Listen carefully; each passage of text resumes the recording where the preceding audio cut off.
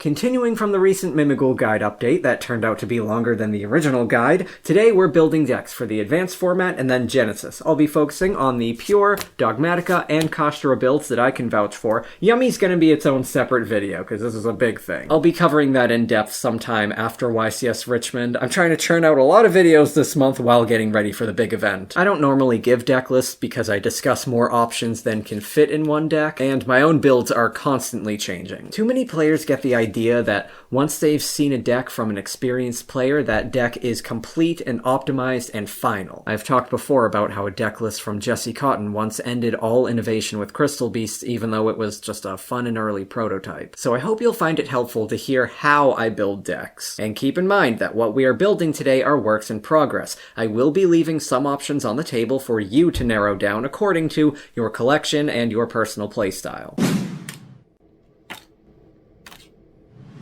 Pure Mimighoul in the Advanced format is looking much better with their upcoming support. Start by maxing Dragon and Archfiend, our best normal summons, which also remain useful in multiples. One for you, and one for me, and one for one if you want. The Material Mimighouls, who can special summon to either field, pack both halves of that into the same turn-limited effect, so drawn duplicates would just be vanillas. Extenders work best together, and this is a toolbox strategy, so run a diverse lineup to keep your draws from conflicting with each other. Yes, I do have mismatched sleeves here. My decks are all in frantic pieces right now. You know my favorite cards are in the Mimighoul sleeves that LDB Duel sent over. Yes, it's another quick shout out to the first sponsor I've worked with on here. I'm growing, y'all! I am officially on my way to gaining infinite power that I will use to search for floodgates. If you'd like to show your deck some love with high quality accessories that feel great, I can personally recommend LDB Duel. Links are in the description and you can get 10% off with the promo code MarkThePage10. Back to these mimics, do pack a second fairy so you can use one for yourself and still save its,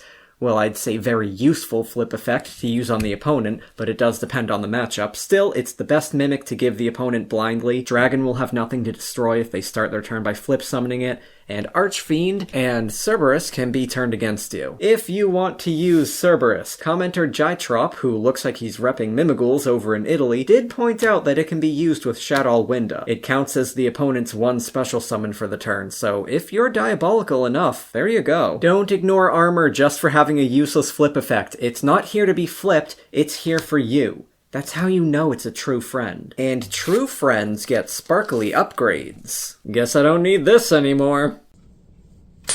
I'll have a bit more to say about slime in a moment. Master is a luxury. I'd rather be normal summoning the level 1s, because if negated, they can still serve as Xyz material. Still, Master becomes a huge beat stick with the dungeon and with Throne, which is also removal, so you'll need this to capitalize on a good position. There have been times when I've wanted a second copy in pure builds, but everything else has gotten more potent since then. Maker is the big starter spell you'll always want to see. Running 3 in a slim build is riskier than usual because, as a spell with a graveyard effect and one use per turn, the way it's written, the on-field effect cannot be used again by a second copy if the effect or even just the activation is negated. If you didn't follow what I just said, yeah, Yu-Gi-Oh's rules are arbitrarily ludicrous. None of this technicality is necessary, but anyway. On the bright side, that does mean it trades favorably against Ash, and the reward for drawing it is especially high when that frees up searches for other combo pieces. You should run 4 of these. I'm being told we cannot run 4, never mind. Follow the official tournament policy. Sponsor me, Konami! Dungeon is unwanted to draw in multiples, unless you expect it to get destroyed often, and maybe depending on how prevalent Droll is at the moment. I'd like to highlight this setup, because drawing this instead of this, at least you can try to bait Ashes with the unnecessary terraforming. Just something to think about, but right now Radiant Typhoon's meta, so I'm gonna use 3.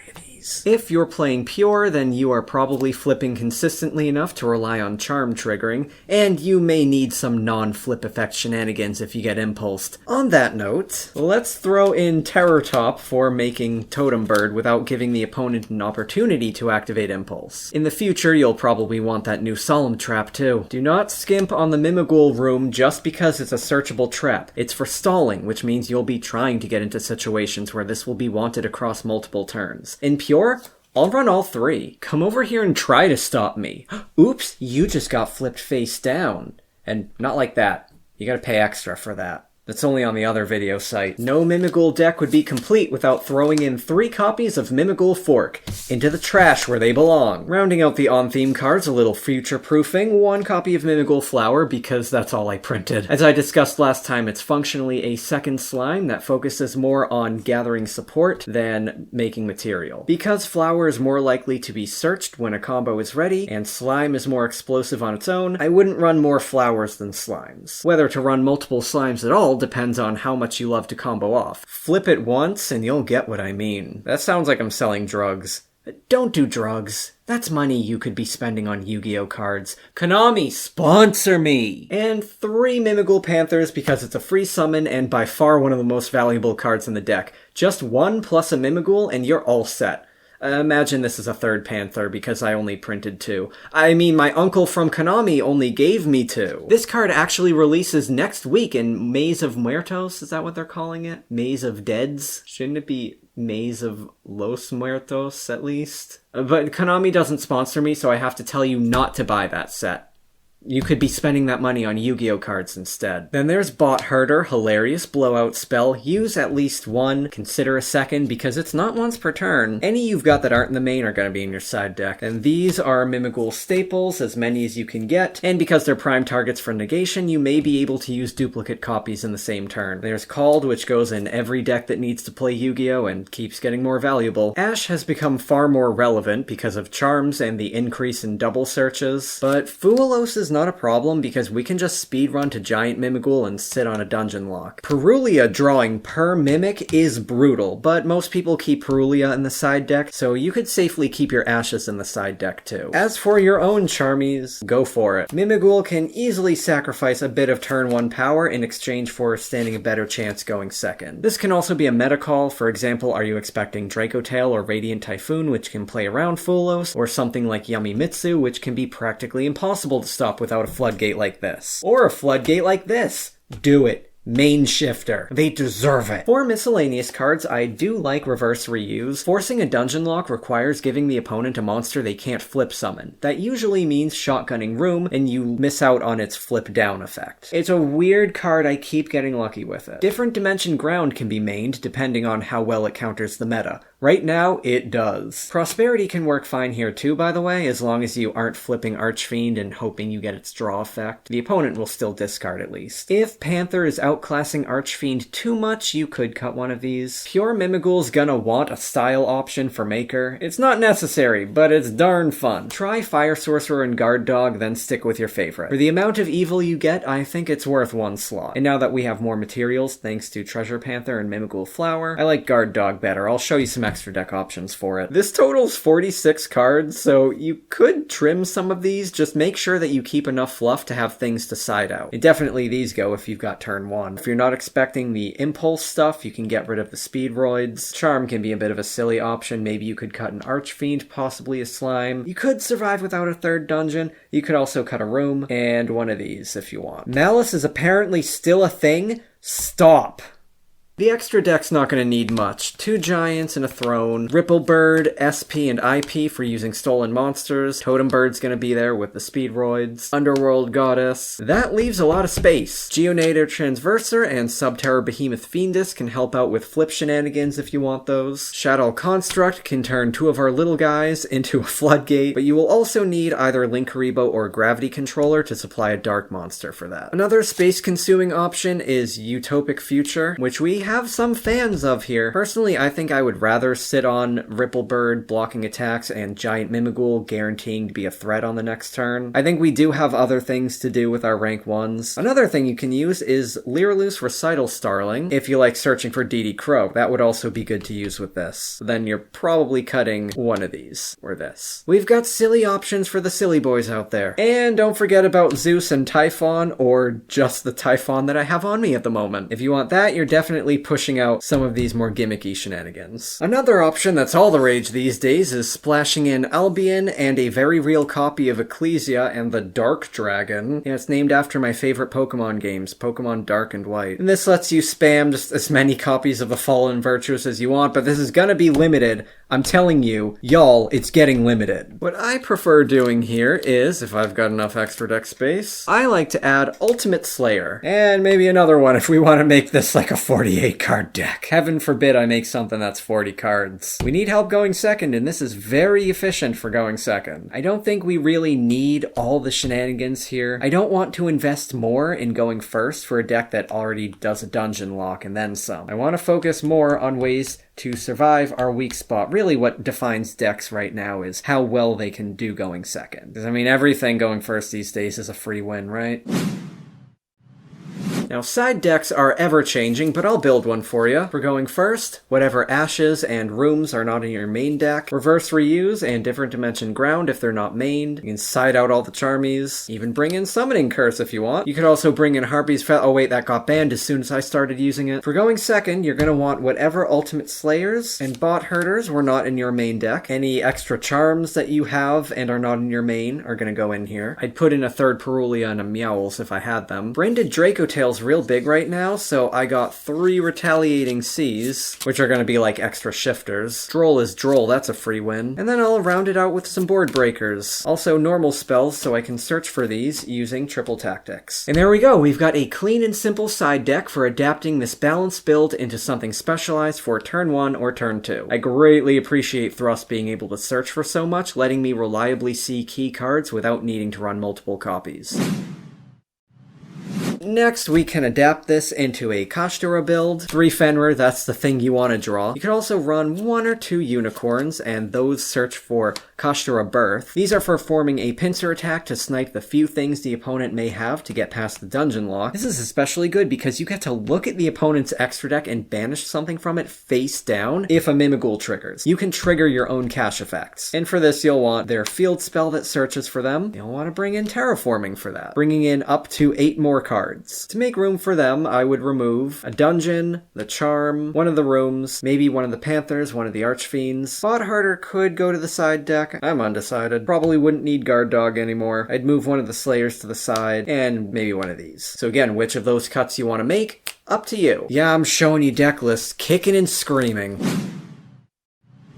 Now, in comes the branded lore. I'm going to do the extra deck first so we can get it out of the way. I'm going to remove Totem Bird to make some space, and that's also going to take out the 4 Speedroids. Won't need the flip shenanigans so much, and IP is a bit of a luxury. With that, I can move in 2 copies of Lulu, a Psy-Frame Lord Omega for resetting things. I need 2 more. I think Underworld Goddess could go for Gronguinol. And gosh, I really want this second Entis, but the second Lulu does have a purpose, because you can use 1 for the ritual summon, and the other can be summoned by Gronguinol. So okay, maybe we don't have space for Omega after all. That's how the extra deck's gonna look. You want to fill your toolbox with as many targets as possible. Now first up is Nadir Servant. It's a 2-for-1 because you get to search for a Dogmatika and access your toolbox. It's twice as valuable as regular cards, so even if I open with duplicates, I'm not falling behind. 2 is okay. Again, Thrust searches for this stuff, but it's also got other things to search for too, and it's a major threat that the opponent will negate if possible. And Nadir Servant is kind of the biggest reason to be playing Dogmatika. You can run any number of matrices. It's once per turn and pretty searchable, but if this goes off, you probably win. Branded is too popular right now for Maximus. Use Dogmatika Chaplain. I've talked about him before. I think this releases next week and its name is now Dogmatika Lawbringer. Probably makes more sense than a Brawling Chaplain. I do prefer this now over the Iris Sword Soul. Get out of there. And this can recover however many FVs you want. I have 2. Again, I assume it's getting limited. And if we want to use these, we gotta go back to the extra deck. We gotta find space for these 2 yahoos, which I think would push out the second Entis. Now you may be saying, oh Mark, you've got 2 giant Mimighouls, but in a control deck, I do use both. Gronguinol can summon more than just a second Lulu, so probably gonna be the Lulu. And now we've got our FV shenanigans. Oh, and of course, Nadir Servant's gonna be searching for Ecclesia. Ecclesia searches for Matrix. Matrix searches for Dogmatika. Dogmatika, Calamity, and Albazoa. And also Ultimate Slayer is going to become better, but we can put that in the side deck. I am looking at a 55 card deck right now, so I'm going to make some cuts. Because we are not entirely reliant on Mimighouls, I can trim the Mimighoul stuff a little bit. Slime, Third Room. Dogmatika actually cares about the graveyard, so Shifter's gotta go in Different Dimension Ground. Garura for a draw from the extra deck, so Prosperity goes. We don't need Charm, and we don't have room to support Guard Dog, so 46. With more valuable cards to draw, the comparative values of Mimighoul's main cards get leveled out because they become less urgent to draw, so I don't mind trimming a bit. This deck is like all good cards to draw. You know, we could cut a matrix. So this is what a list is going to look like for me for Dogmatika Mimighoul. And these are the thoughts that go into crafting it. To adapt this into Genesys, I'm moving over to Dueling Nexus because they have a clear and simple point tracker up here at the top. Bonus points for not being Dueling Book. Gross. In swapping to a Genesys build, we lose some staples, so Terraforming goes out if you were using it. There goes Triple Tactics, probably Called by the Grave. Okay, I already took the Ash Blossoms out. This goes, we gotta get rid of the Links because those will scare the Yugi Boomers. Aside from those, the only core Mimighoul card with points is Thrust. 39 points for 3 will push out some other cards, but its flexibility makes the rest of the deck more reliable. In fact, if we take out a bunch of these pointed cards that aren't super necessary, we get, look at that, 98 points. So from here, it's just trimming out things that don't work as well in the format, such as Mimighoul Charm. It's more Xyz focused. Without the Link monsters to support them, I would get rid of the flip shenanigans. Can't blame me for nixing the Fire Sorcerer too. If you are a fan of Kashtira, then your 61 remaining points will go to 1 Fenrir, 1 Unicorn. With this point cost, they would be your only supporting cards, and I don't think that's going to take us far when we're just hoping to draw one of these two cards. With a few more spaces in the main deck, they could be easily filled with more Slayers. I would want to buff up my toolbox for them, throw in Wind Pegasus at Ignister, which I haven't used since we got Malone. Hey look, 39th card, Third Room. You can also throw in Grand Guignol, which then, when the opponent special summons, can summon Despian Quiritus from your extra deck. Nice little beat stick. So there we go, pure Mimighoul translates into Genesys with very few changes. I've got one other slot here, maybe Eclipse Twins, which would matter in like a late game situation. Or you could go with the Lyraloose Recital Starling and DD Crow, if you like that. Yeah, I can't pretend to know what to side against in Genesys 3 hours in the future.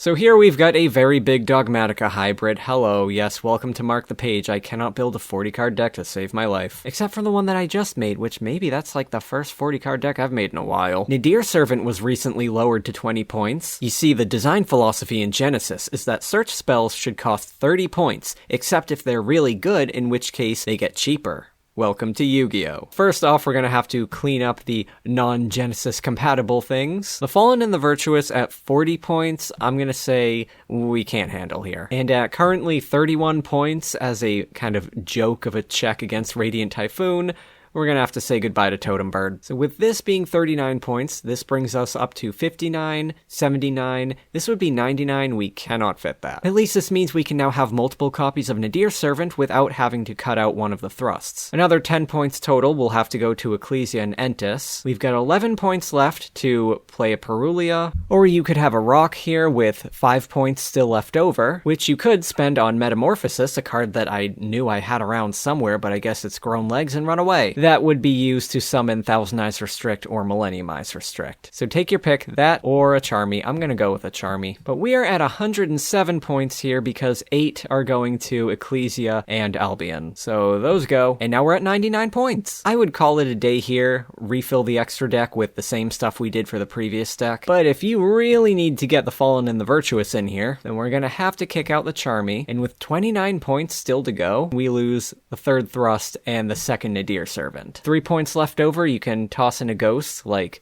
Ghost Ogre, but losing the power of Nadir Servant and the consistency of Thrust, I'm not sure that's gonna take us too far, especially when we won't have Albion to search it from the deck unless you get rid of Entis, another big bite out of the effectiveness of the rest of the Dogmatika package. Oh, and with no Fallen and Virtuous to be recovering with Dogmatika Chaplain, if you want to swap that back to the Iris Sword Soul, That could help. So this is what I would settle on for Mimighoul Dogmatika in Genesys. Genesys is of course constantly changing, so make any adjustments you want. If Nadir Servant goes back up to 33, you're gonna lose one of them and a thrust. That concludes my guide to building Mimighoul decks. Hopefully now you feel confident enough to pick your favorite build and make the adjustments you want. As always, the best way to build any deck is to throw all the cards in a big pile and just see how they interact. My favorite hybrid right now is Yummy, which will get its own separate video later. Until then, if you'd like your own Mimighoul swag, or 100 other designs, or a custom one, head over to ldbduel.com and use my code MarkThePage10 to get 10% off your order. There's also a link in the description that'll bring you directly to their Mimighoul collection. Now, I have a lot to get done before I run off to YCS Richmond. If you'll be there too, say hello, as long as I'm not in the middle of a tournament match. Though, if I am, I apologize for what you'll see on the table in front of me. I have cooked up my very most unholy monstrosity for the 300th YCS.